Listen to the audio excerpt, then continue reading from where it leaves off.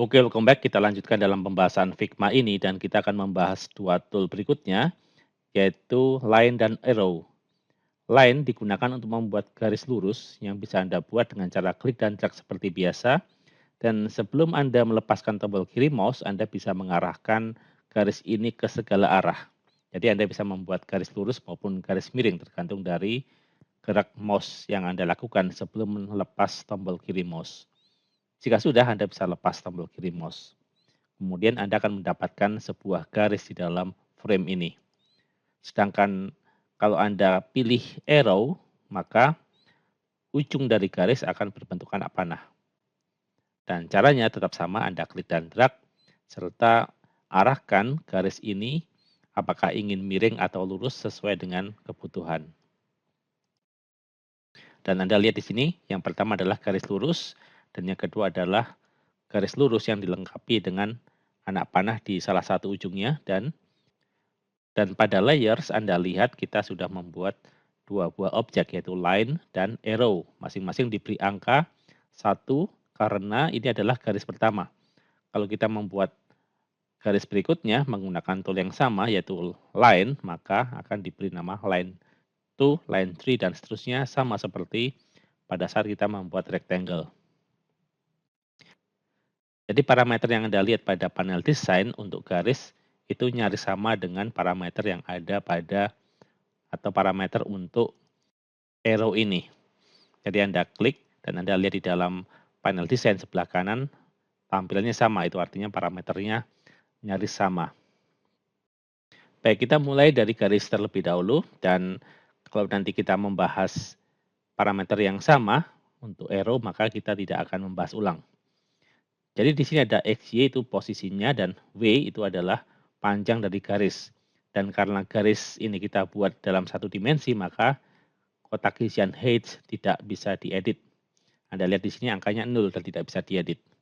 Sedangkan di sini Anda bisa melihat rotation, itu berfungsi untuk memutar objek garis ini. Jadi rotation itu sebenarnya ada untuk setiap objek termasuk persegi 4. Di sini ada rotation. Tetapi pada garis itu menjadi istimewa karena kita bisa membuat garis ini miring atau lurus berdasarkan rotasi yang ada pada kotak isian ini. Jadi kalau kita klik dan drag ke kanan dan ke kiri, maka objek garis itu akan berputar dan menjadi miring.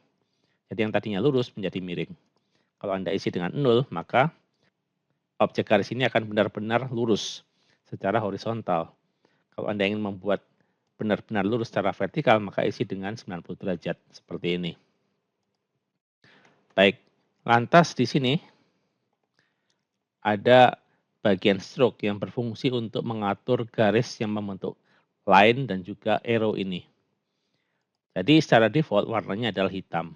Kalau Anda ingin ganti maka klik, lantas pilih warna yang berbeda, misalnya merah atau biru dan seterusnya. Kemudian di bagian bawahnya ada isian untuk mengatur ketebalan stroke ini. Jadi secara default angkanya 1.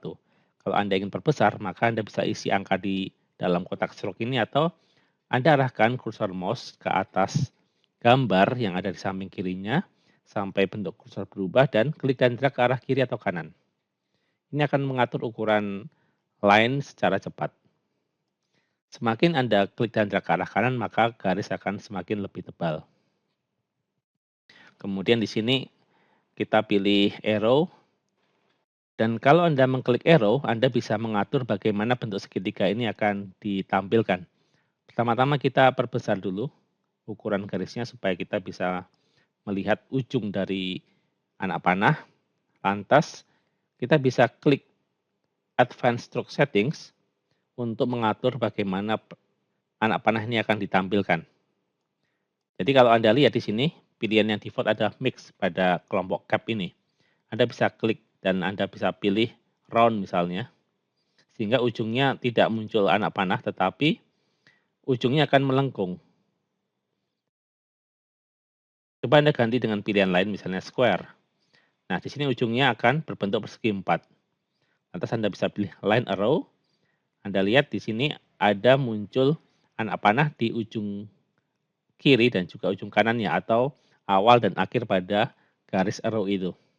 Kemudian kalau Anda pilih triangle arrow, bentuk arrow-nya akan berubah menjadi triangle. Nah, itu adalah cara kita untuk mengatur anak panah pada arrow. Anda bisa pilih line arrow seperti ini dan kemudian klik di sembarang tempat. Lantas Anda bisa membuat garis-garis berikutnya dengan menggunakan cara yang sama, klik line atau arrow. Untuk membuat garis yang baru, tinggal klik dan drag dan Anda akan melihat ada line 2 di sini. Nanti kita akan bahas tool berikutnya.